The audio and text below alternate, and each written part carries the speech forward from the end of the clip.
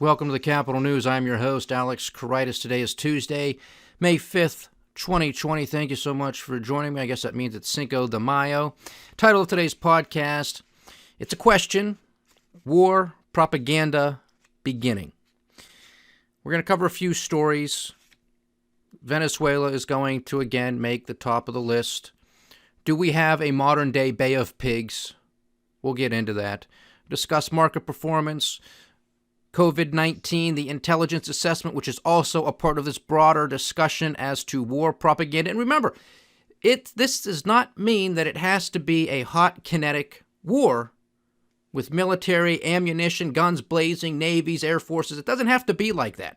It can be economic, it can be cyber, it can be a whole host of things. But it's quite possible that a kinetic, hot war could take place as well. Just keep that in the back of your mind, that when we talk about war here, it could be many, many different forms or all of the above. So market performance first here in the States. The markets just opened up. All up higher for the day, cruising.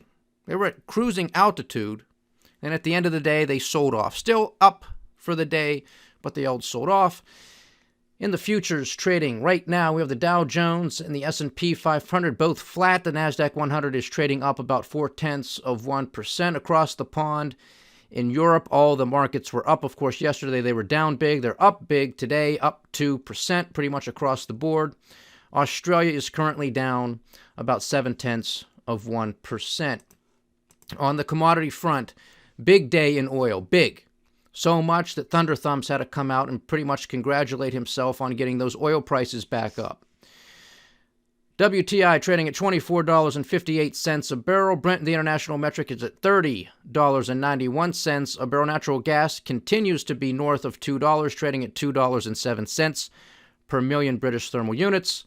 We have gold and silver. Gold, $1,701 an ounce. Silver at $15.03.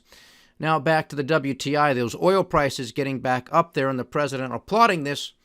Again, he wants to have both sides of the coin. All depends on the day, all depends on the argument. Sometimes it's considered the best tax cut ever to have lower prices. Great thing for the U.S. consumer.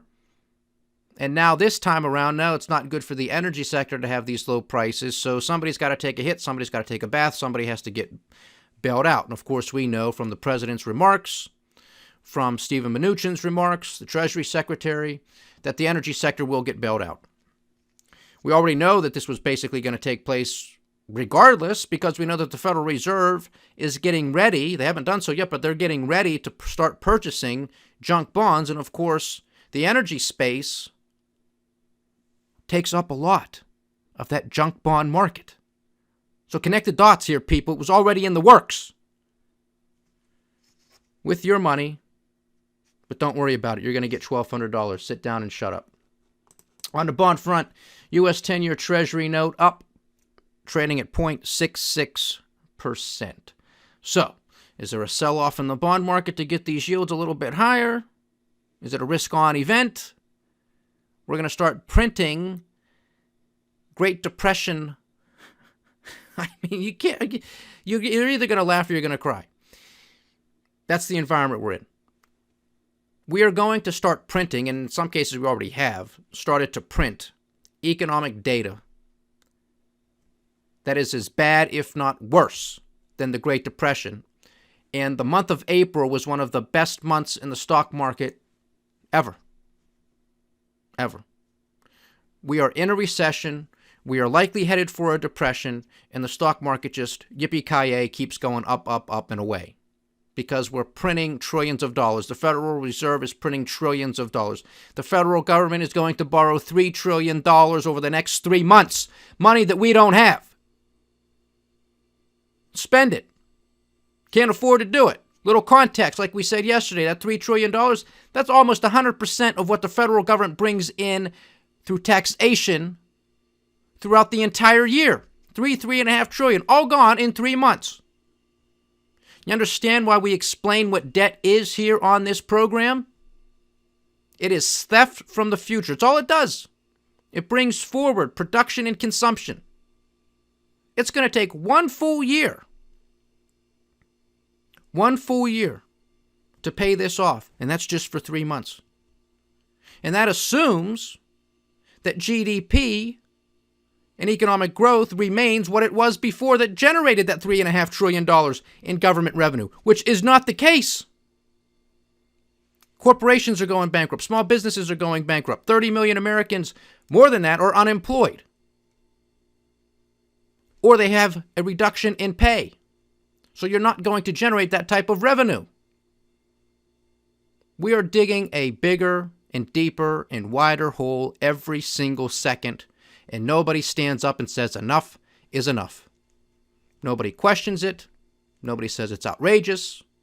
Nobody says this is a flawed and fraudulent economic policy. Nobody cares because it's very politically convenient for all of our politicians, Republicans, Democrats, the administration officials, up to the president himself.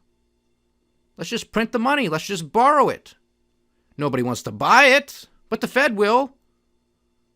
Banana Republic we have here, ladies and gentlemen. So that's the market news, but it's interesting to see what these yields in the bond market are going to do because, look, there's so much distortion taking place. You have to ask yourself, well, what does it mean with the yields going in either direction? If they're going down, well, is that what the Federal Reserve wants, right? They want the lower rate, so they're having control over the bond market. They're being successful in their operations to keep a lid on these interest rates. Higher interest rates, well, does that mean that the stock market's going to go back up because, well, I guess it's a risk-on event? Or is it because, well, maybe the market's starting to sniff up, maybe there is going to be some inflation? What's going to happen here? Or is the market saying, you know what, we don't like this funny money. We don't like all of this Banana Republic behavior. And if we're going to come into the market to purchase Uncle Sam's debt, you're going to have to give us something. And 0.6% ain't going to do it. A lot of questions to ask, but this is the problem here when you have these idiots pulling on all of these levers, thinking that they know what's best. This creates a huge amount of distortionary effect, which in turn creates a huge amount of malinvestment, which we are in the process of going through. That's what we are seeing. People living paycheck to paycheck. Corporations that are over-leveraged. Too much debt saturation. One thing after the next. This causes the malinvestment, all of these distortionary effects, because policymakers think they know best, and they do not. You want to pull that much future growth forward to today? Well, you're going to have to pay the piper. And the United States is not alone in this. This has been a global problem for years. COVID-19 just highlights all of this. It just exacerbates this. Makes it that much worse. Makes the day of reckoning come that much quicker. But of course, how do you solve a debt problem? Well, just ask any idiot in government or in a central bank, and they'll tell you, well, more debt, of course. No leadership, no truth-telling. Just continue with the nonsense and the insanity and expect a different result. And then, of course, when all else fails, they take us to war, right? So here first, this is out of Reuters. Top U.S. general, we don't know if coronavirus emerged from a Chinese lab. The top U.S. general said on Tuesday it was still unknown whether the coronavirus emerged from a wet market in China, a laboratory, or some other location, but reaffirmed the U.S. view that it was probably not man-made. Did it come out of the virology lab in Wuhan? Did it occur in a wet market there in Wuhan? Did it occur somewhere else? And the answer to that is we don't know. Army General Mark Milley, chairman of the Joint Chiefs of Staff, told a news conference, adding the U.S. government was looking into it. The remarks stood in stark contrast to Secretary of State Mike Pompeo's assessment on Sunday that there was, quote, a significant amount of evidence, end quote, that the new coronavirus emerged from a Chinese laboratory. You know, ladies and gentlemen, how many times, how many podcasts have we had here, again, with those titles, who to believe, what to believe, does the truth matter, who cares, all this nonsense, right? We are supposed to be a republic of, by, and for the people. That means we're supposed to be making some of these decisions. Well, you have to have an informed electorate to elect an informed governmental body.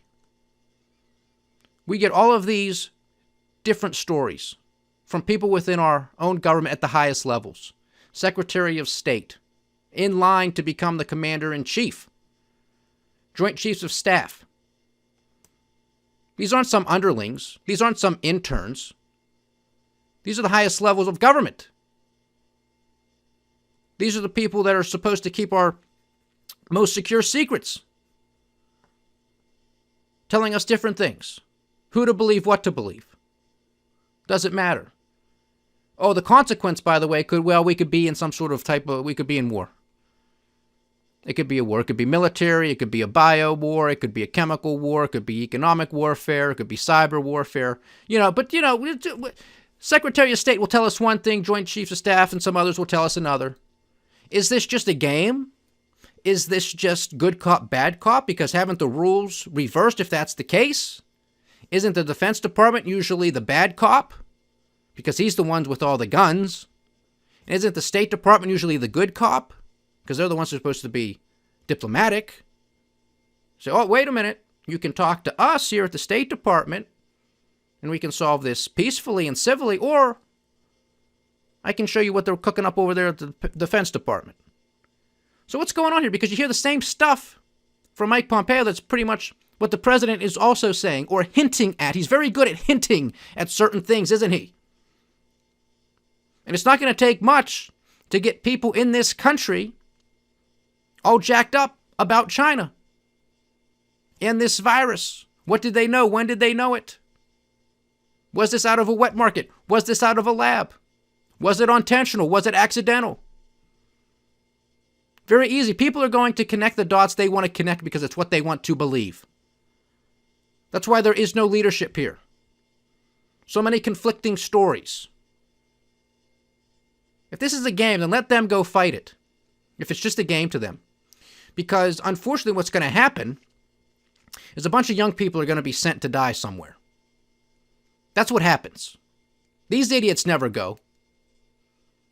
It's your kids, it's your grandkids, it's your sons and daughters who go and fight. And for what? Because these idiots are playing some type of game?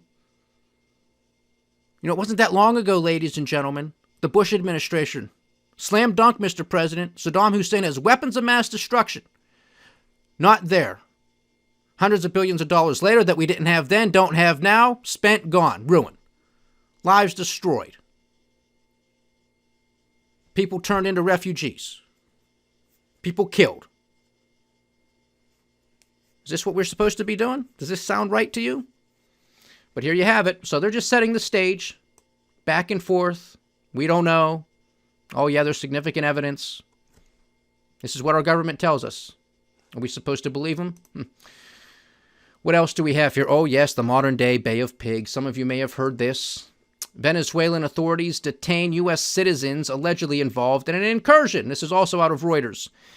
Venezuelan authorities have detained 2 U.S. citizens working with a U.S. military veteran who has claimed responsibility for a failed armed incursion into the oil-producing country, President Nicolas Maduro said on Monday.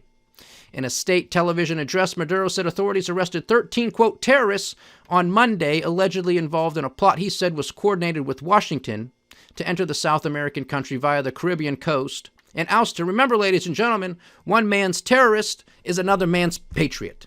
8 people were killed during the foiled incursion attempt on Sunday, Venezuelan authorities said. Maduro showed what he said were the U.S. passports and other identification cards belonging to Iron Berry and Luke Denman, who he said were in custody and had been working with Jordan Gaudreau, an American military veteran who leads a Florida-based security company called Silvercorp USA.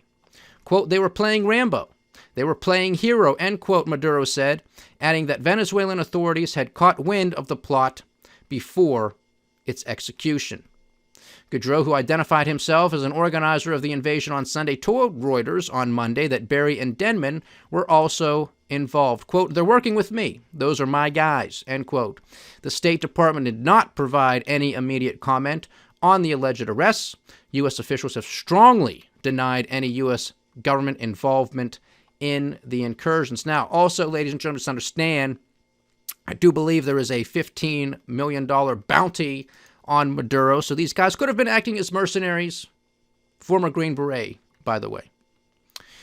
A person familiar with the matter said the 2 U.S. citizens were captured on Monday in a second-day roundup of accomplices and were believed to be in the custody of Venezuelan military intelligence.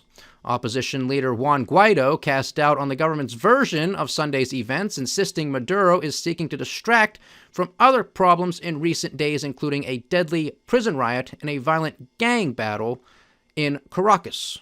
Opposition leader Juan Guaido cast doubt on the government's version of Sunday's events. Which government? Which government? Ours or theirs? Mr. Guaido, the U.S. government or the Venezuelan?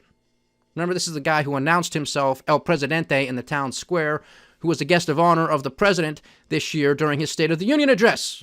All coincidental, I'm sure.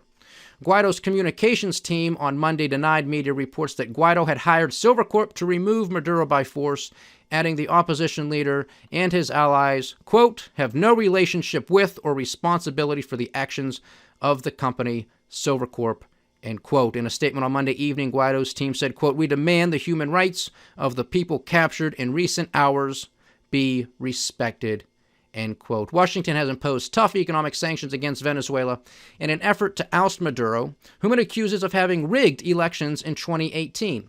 Maduro's government says the United States wants to control Venezuela's massive oil reserves.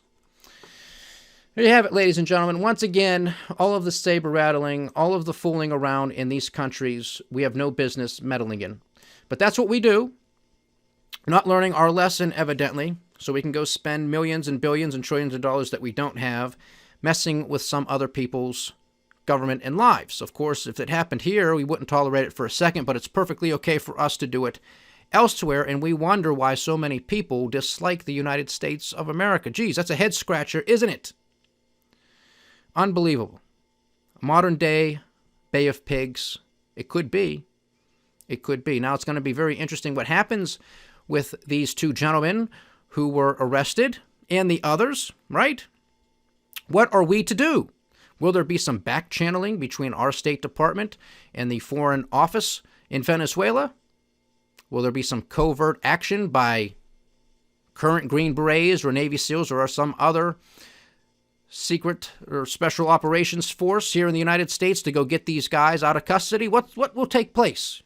It's get very hairy, right? There's a lot of unknowns. Hopefully these guys are okay. Hopefully we can get them back in this country. But you know what? Time will tell. Time will tell. But it's always these stupid little things that cause some of the biggest problems.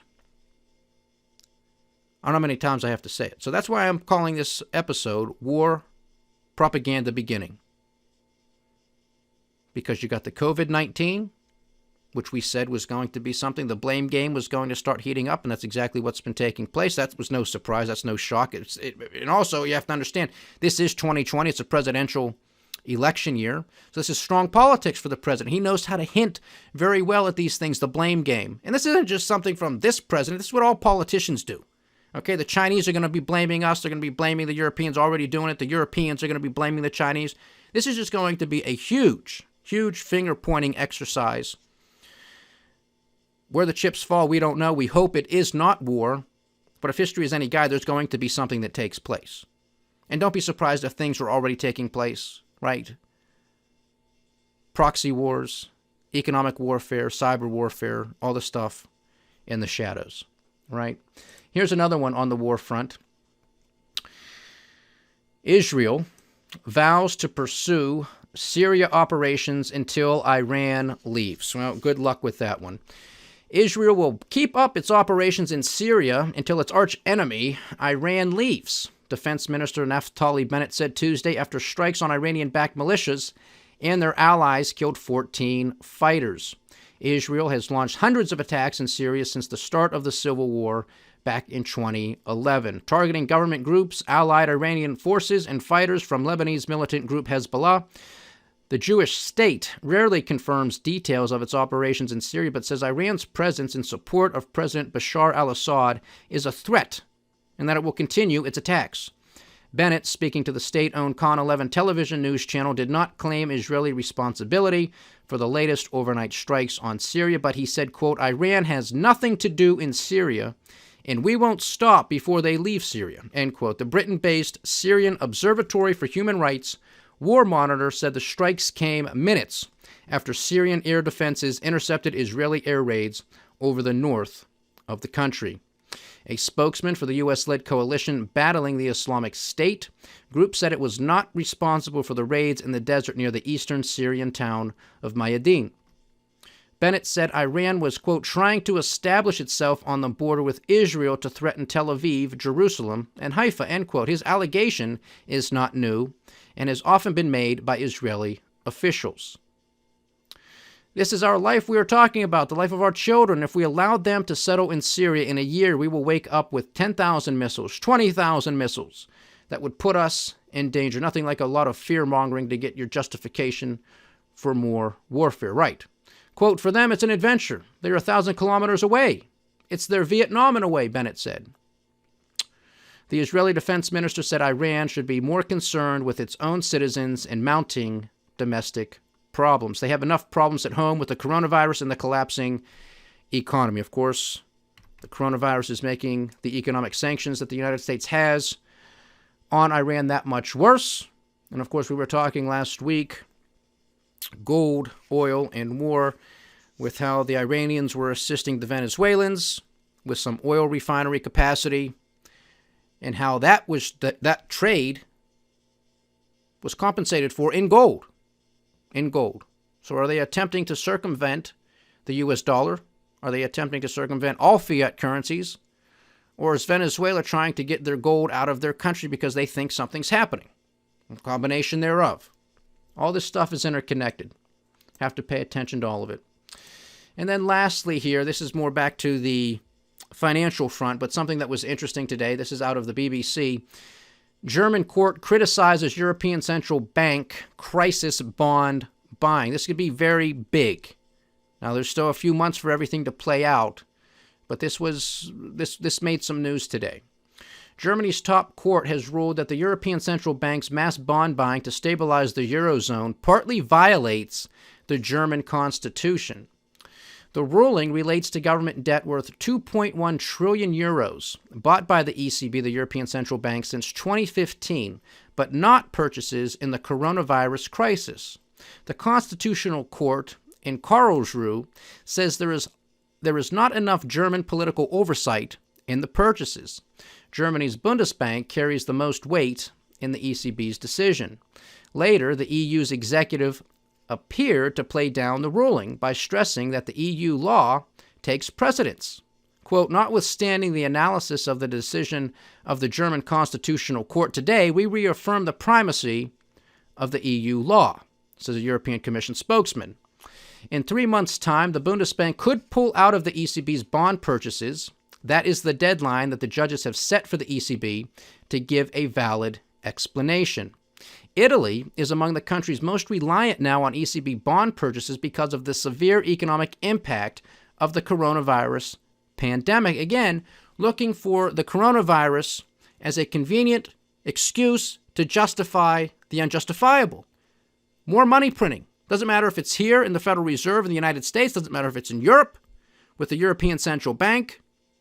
Let's not worry about how mismanaged everything was prior to COVID-19. Let's just put all of that behind us. There's COVID-19 and then there's the future. And that's it. And that's it. What is the impact of this ruling? The court decision was being closely watched by the markets. After the announcement, the euro fell, as did the Eurozone debt ratings. Market analysts quoted by Reuters say the ruling raises fresh doubts about the ECB's massive bond buying program, also known as quantitative easing. It may also put pressure on the ECB's current 750 billion euro bond buying scheme aimed at helping the Eurozone through the coronavirus crisis. Why did the ruling come about? Well, the ECB's mass bond buying was launched after the Eurozone's 2010 crisis as support for the euro besides the EU's national bailouts for Greece and some other countries. The scheme challenged in court is called the Public Sector Purchase Program, PSPP, launched in March of 2015, under which the ECB had bought 2.1 trillion euros of bonds by November of 2019. Separately, the ECB bought bonds worth another $500 billion. And then lastly, what else did the judges have to say? The court ruled that the German government and parliament had failed to ensure that the ECB's purchases were, quote, proportionate. But the court did not find that the ECB's actions had violated the EU ban on direct budgetary support. That was in line with the European Court of Justice, which ruled in December of 2018 that PSPP purchases did not go beyond the ECB's mandate. The Karlsruhe court also said Tuesday's ruling, quote, does not concern the current EU or ECB financial aid provided in the coronavirus crisis, end quote. It is now up to the ECB to explain how its mass bond buying program is, quote, proportionate. The Bundesbank could pull out if it is not satisfied in 3 months' time, which would be a big blow to the Eurozone. The judges also instructed the ECB to sell the bonds accumulated under the PSPP. This is basically Germany throwing its weight around, giving itself an out if it needs it. If a lot of things come to the fore, where it's not just Italy, but it's Spain, it's Portugal, it's Greece again, it's Ireland, it's other northern European countries who are suffering serious consequences because of their actions prior to COVID-19, and then obviously everything that has been exacerbated because of COVID-19. So Germany doesn't want to be on the hook to bail out everybody and their mother. They don't want to play that game again. Can't blame them. But you also have to understand, because of all the other things that we talk about here, is Germany isn't as solid as the world would have you believe either. Because they have a couple banks that are turds. Deutsche Bank and Commerzbank. Remember, they tried merging them together, and then they realized, well, two pieces of crap merged together is just one giant piece of crap. And they said, we're going to move away from that. The Germans are smart. They got it together. They figured that one out. So Germany isn't immune to this either. But this gives them an out if they want to say, well, you know what, we're not going to be a part to this. We're not going to be a party to this either, because we're going to be on the hook for it. And we're not playing that game. This is the same type of dance that's being played here in the United States, or you can have the quote-unquote stronger states bailing out the quote-unquote weaker states.